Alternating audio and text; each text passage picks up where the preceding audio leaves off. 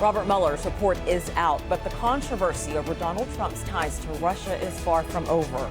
U.S. Attorney General defended his boss on Thursday, but Democrats and many journalists accuse him of misleading the public to protect the president.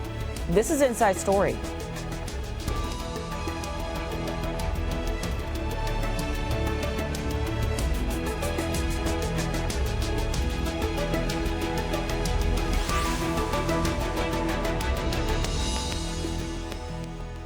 Hello and welcome to the program. I'm Rochelle Carey.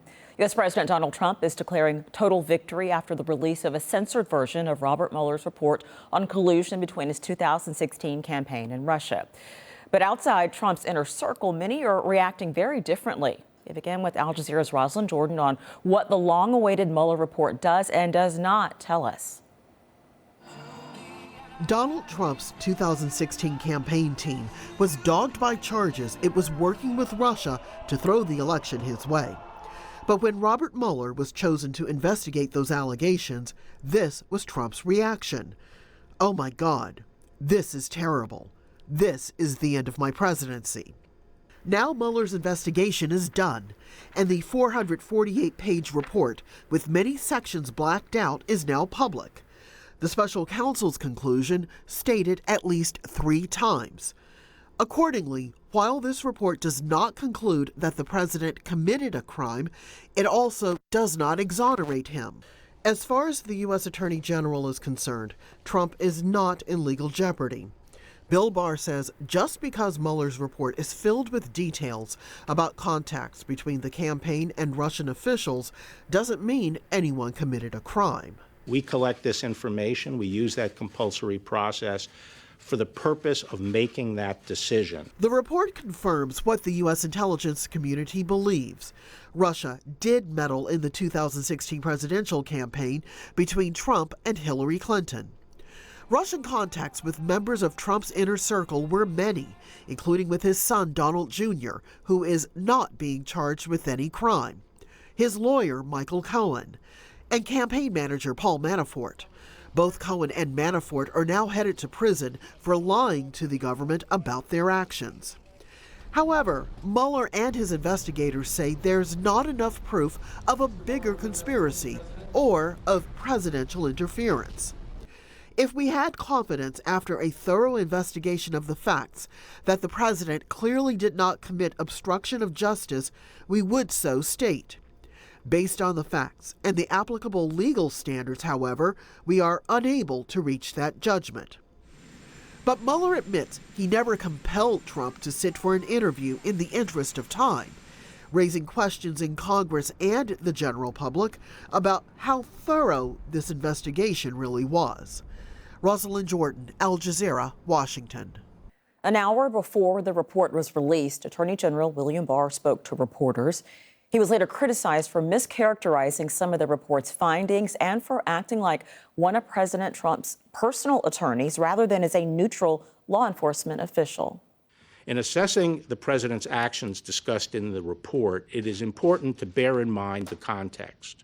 President Trump faced an unprecedented situation. As he entered into office and sought to perform his responsibilities as president, federal agents and prosecutors were scrutinizing his conduct before and after taking office and the conduct of some of his associates.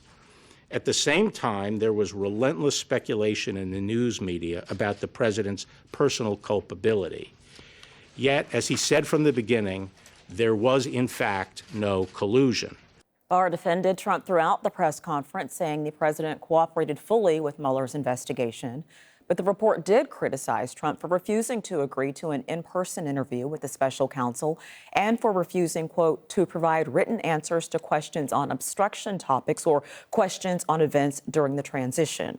Barr also said that Trump had done nothing to obstruct the investigation, but according to the report, Trump ordered a top White House official to fire Mueller, and then when that official refused, ordered him to lie about it.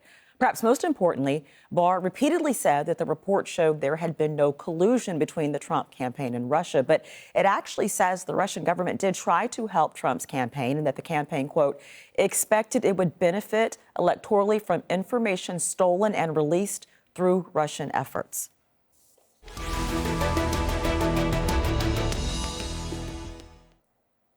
bring in our guests now. Joining us from Philadelphia is Joe Watkins, Republican political strategist and former White House aide to George H.W. Bush. Here in Doha, Clyde Wilcox, professor of government at Georgetown University. And again from Philadelphia on Skype, Claire Finkelstein, professor of law at the University of Pennsylvania Law School. Welcome to the program, all of you. Clyde, I'm going to start with you because we began this discussion yesterday, right before the press conference, when you joined me here on Al Jazeera, and you had some concerns going into the press conference for a number of reasons, even the fact that there was a press conference before reporters or Congress had a chance to see the report. Now that the press conference happened and the report has been released, what are your thoughts on the things that the Attorney General said, many of which clearly do not jibe with the report? Well, two things. First of all, obviously, the Attorney General was doing a campaigns event for Donald Trump.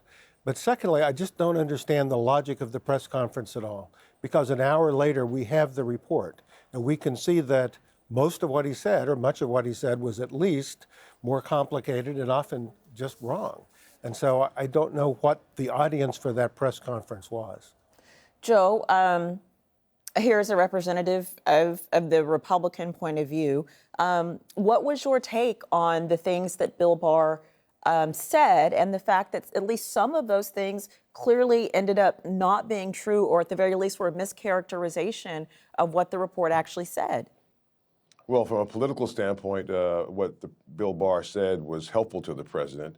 Attorneys general are generally supposed to represent the United States government, to be the chief prosecuting officer for the U.S. government. But in this case, Attorney General Barr saw fit to hold a press conference, which was very helpful to President Trump.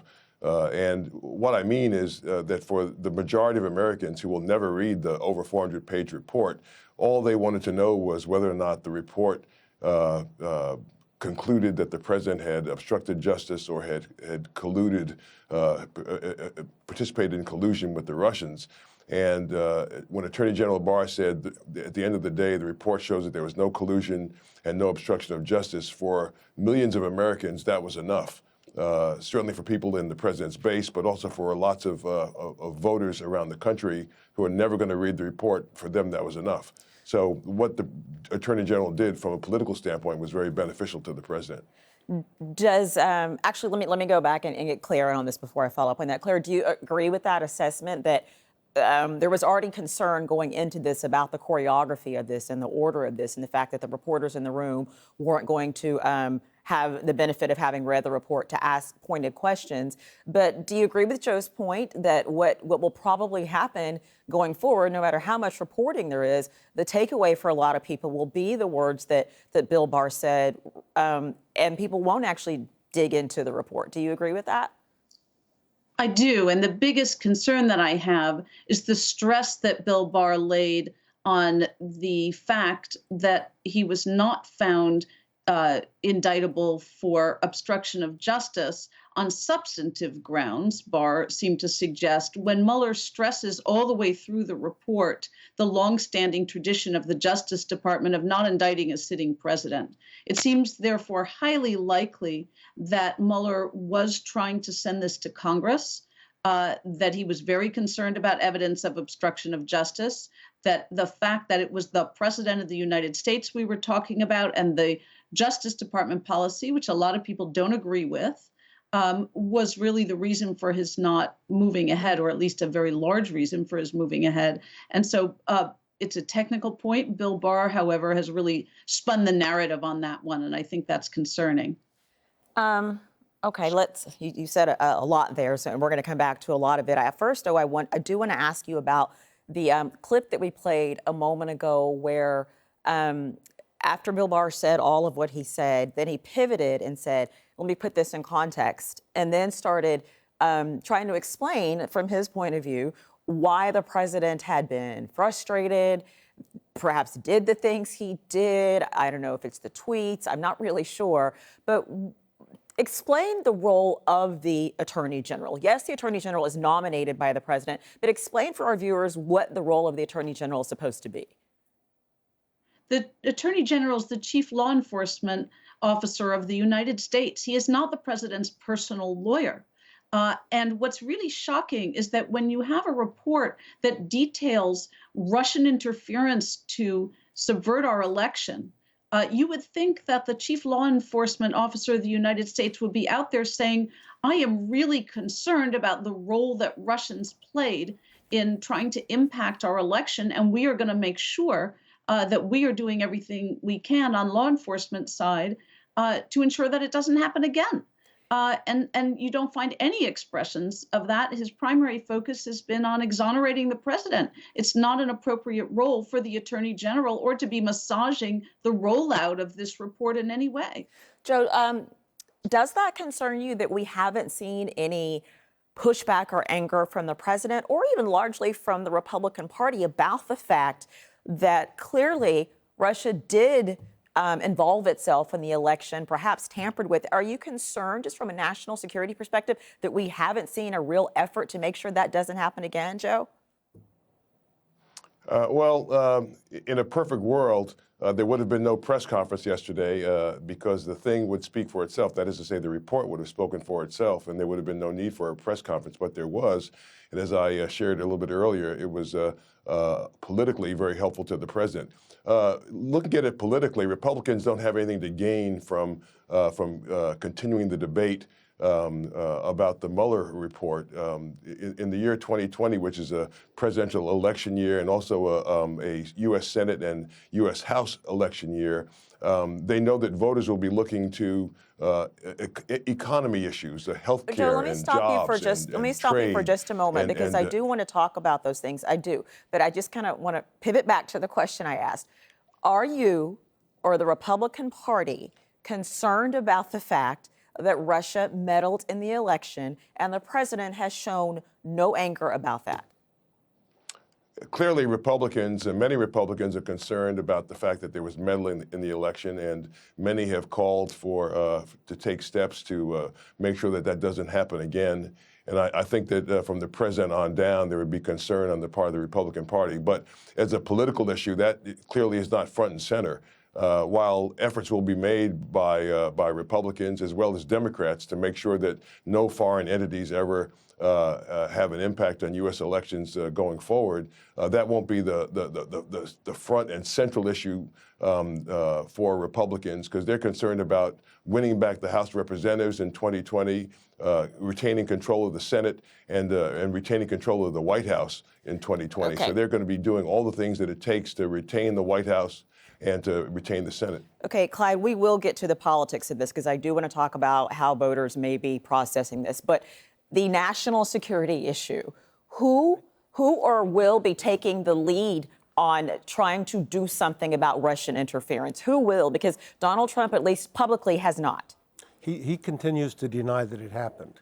And the best of my understanding is that he's blocked efforts by both the CIA and the FBI to begin to counter Russian efforts. I mean, I think this is really major. This was a massive interference. It didn't just happen in America. It happened in Brexit. It's attempted to happen in Germany. The Germans managed to stop a lot of it, and we're doing nothing.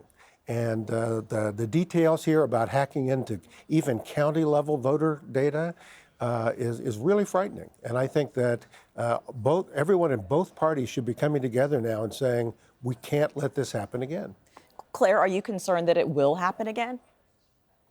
I think for sure it'll happen again. The Russians have really not abated their efforts. I do think there have been improvements in electoral security. Mostly that's happened on a state level, though the federal government has offered some assistance with that. The intelligence community has caught up. But the trouble is that we have a president in the White House who very clearly from this report welcomed the assistance of a foreign power in order to win the election. And it does appear that the Republicans are not concerned about that issue, which means that it could happen again. Okay. Joe, you are in the hot seat as the Republican, and we appreciate you coming here and taking the questions. And a question I do have for you is, if all of these things, if this report were about a Democrat, how do you think Republicans would be reacting? Well, they might react the same way the Democrats are reacting. There usually isn't much difference in terms of how parties react to these kinds of issues. It just depends on who's in power and what their leverage is. And right now, the challenge for Democrats who have the right, certainly in Congress as a co-equal branch of government, to investigate and to subpoena. They can do all of that, and they should do what they're supposed to do. But nonetheless, they're going to be held to the standard by the voters as to what did you accomplish in the 2 years that we gave you the majority. Did you bring about any meaningful legislation? Did you help move the ball forward politically? And the investigations are important and will take place. Certainly, I'm expecting that that Attorney General Mueller will be brought to testify before Congress. I'm sure that that Special Prosecutor Mueller as well will be brought to testify before Congress. So both Barr and Mueller will be brought to testify before Congress. But that being said, Americans are going to be more fixated on the pocketbook issues as these elections roll around in 2020. And Republicans and Democrats have to be concerned with how they get reelected. Okay, so Claire, let's talk about what he said, because he does make a valid point. This seems to be this existential crisis the Democratic Party is having right now. You know, we have a duty to investigate things like this. That is what our job is. We also have to be concerned about the things that our voters are concerned about. And Joe does make a good point. The average voter may not be as knee-deep in this as everybody else. They may be concerned about, you know, kitchen table issues, as they say. But what, to that point, what responsibility do the Democrats still have, even if this is not something that is necessarily top of mind to voters? It's really extraordinary that if this is true, that voters don't care about electoral security and about foreign interference. This is not a Democratic Republican issue. No, of course not. I agree, but this is a national security. But I think issue it's of the. I'm sorry. One point I agree. But if you even just pay attention to the types of questions that come up in town hall meetings with some of the candidates that are out there, they often ask more about health insurance, et cetera, et cetera. So I'm simply saying, is that necessarily what should drive the Democratic agenda when something this big is still out there? I think that the Democratic agenda is focused on many different issues. I think healthcare it is true what you say, that the American people seem to be overwhelmingly concerned about healthcare. And I think the Democratic agenda will be focused on that as well.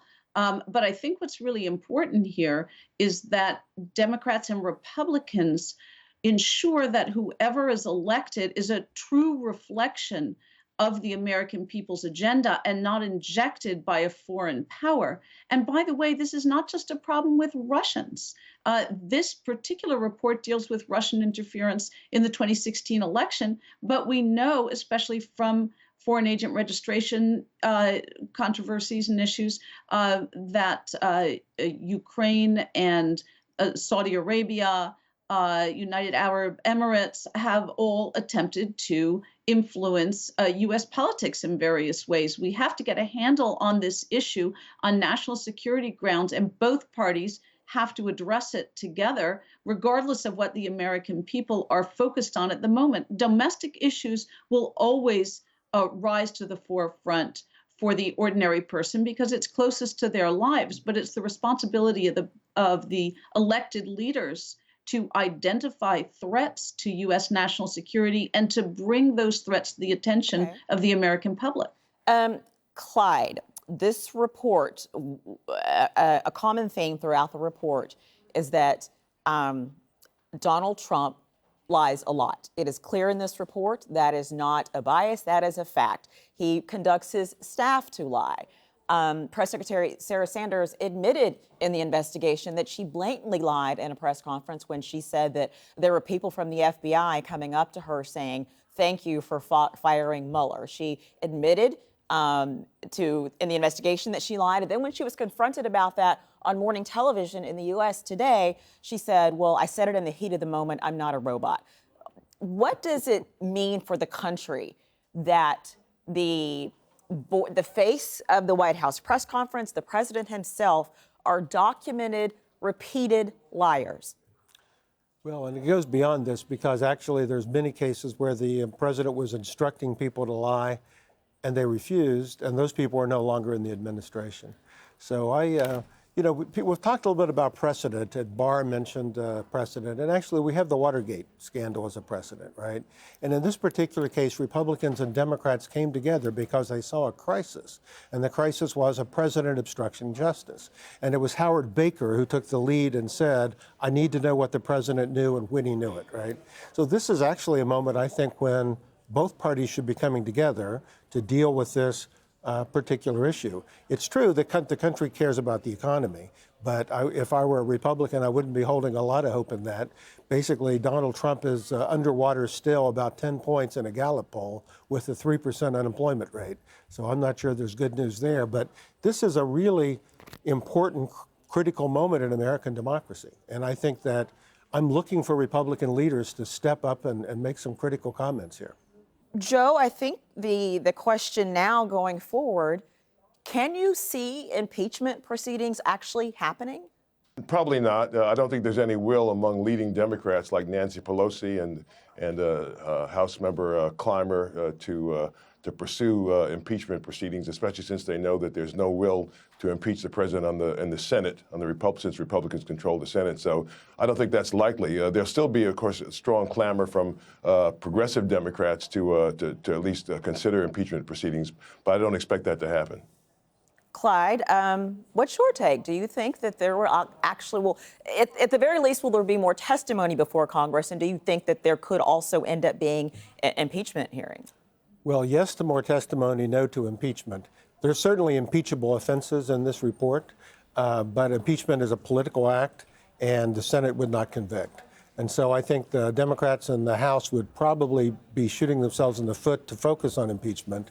When the Republicans were trying to impeach Bill Clinton for obviously much smaller problems, public opinion rallied around behind Clinton, and he actually gained in public support. But I think continued investigation, and then you know what we could actually hope for is Republicans in the Senate and Democrats in the House coming together to find a way to block foreign intervention in our elections. Okay. All right, then you're going to get the last word on this, Claire. Same question. Do you see that there will be, at the very least, Bob Mueller going before Congress to testify, and then perhaps also the beginnings of some sort of impeachment investigation? Do you think that voters want that? And even if voters don't want that, do you think that Congress has a responsibility to do that? William Barr will testify, and I think it's highly likely that Robert Mueller will testify after that. And it's also important to highlight that Adam Schiff's committee, the House Intelligence Committee, will continue to investigate, especially the parts of the report that are hinted at, redacted for national security reasons, and then the national security issues that are related to that. I do not foresee impeachment, however, for the reason already given, which is that there would not be conviction in the Senate.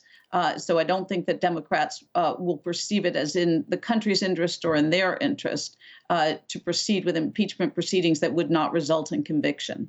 A follow-up question I want to ask you when you mentioned Bob Mueller. Is there a reason, is he prohibited from just going to the public and having his own press conference and explaining this report himself? He's not prohibited from doing that, but he's the consummate professional. It would not be a very professional thing for him to do. So if Congress demands, as in effect they have, that he testify, that would be the more comfortable way for him to speak. I think it's very important that we hear from him because of the lack of agreement between Attorney General Barr and the way that the report came out with regard to what should happen as next steps. All right. That will be the final word. Thank you to all of our guests, Joe Watkins and Claire Finkelstein, both in Philadelphia, and Clyde Wilcox right here in Doha with us. I'm sure there'll be plenty more to talk about on this. Thank you for watching as well. You can see the program again anytime. Visit our website, aljazeera.com. For further discussion, go to our Facebook page, facebook.com/AJ Inside Story. You can also join the conversation on Twitter. Our handle is @AJ Inside Story. For me, Rochelle Carey, and the entire team, bye for now.